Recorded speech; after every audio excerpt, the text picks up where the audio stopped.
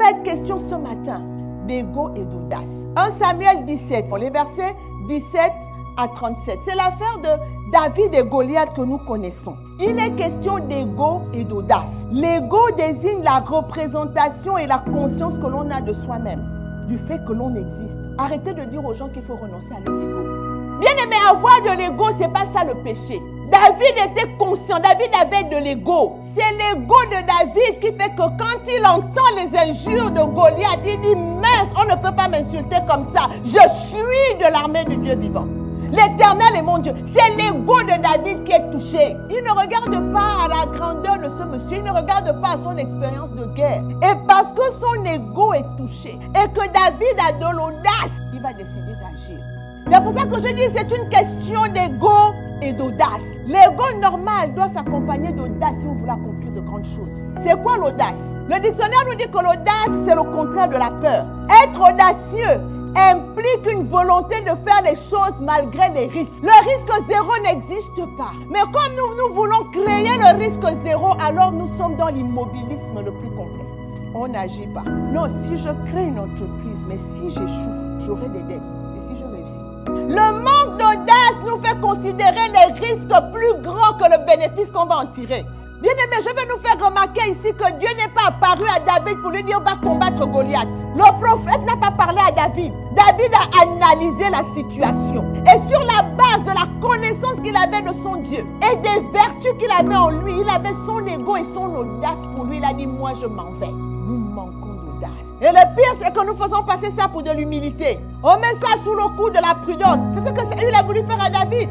David a dit que moi là, c'est pas à ça que je regarde. Je regarde à l'expérience que j'ai avec mon Dieu. Il y a des choses que vous ne devez pas accepter parce que vous n'êtes pas une serpillière. Il y a des choses que vous ne devez pas accepter parce que vous n'êtes pas n'importe qui. Et ce ne sont pas que des paroles. Combien de femmes se font maltraiter par des hommes, se laissent battre dans les foyers parce qu'on ne leur a pas appris à se tenir sur leur ego. Combien d'hommes se laissent malmener? Pour fonctionner dans ce monde, on a besoin d'être inébranlable. Et le commencement, c'est de savoir te tenir sur ton ego et avoir de l'audace.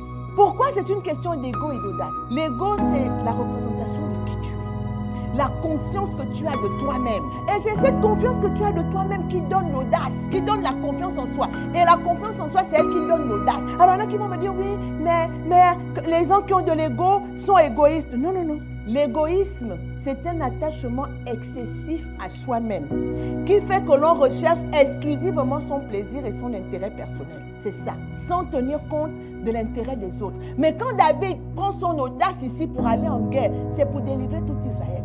David n'est pas allé pour lui-même. Bien aimé, notre foi n'est pas souvent en action parce que nous manquons d'audace. Beaucoup sont bloqués parce que quand ils veulent faire preuve d'audace, on les traite d'orgueilleux comme le grand frère de David et ils s'arrêtent. Comme Dieu résiste aux orgueilleux, traite-moi d'orgueilleux si tu veux, mais moi je sais sur quoi je me tiens. On a tellement peur qu'on nous traite d'orgueilleux que nous renions ce que nous sommes. Nous abandonnons parfois nos rêves. Et donc tu as le droit de te dire, j'ai trop vécu dans le manque, ma famille a vécu dans la pauvreté.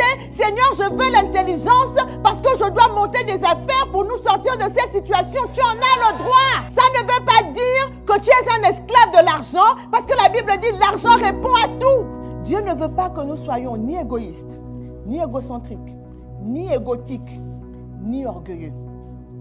Mais Dieu veut que nous nous tenions sur notre ego.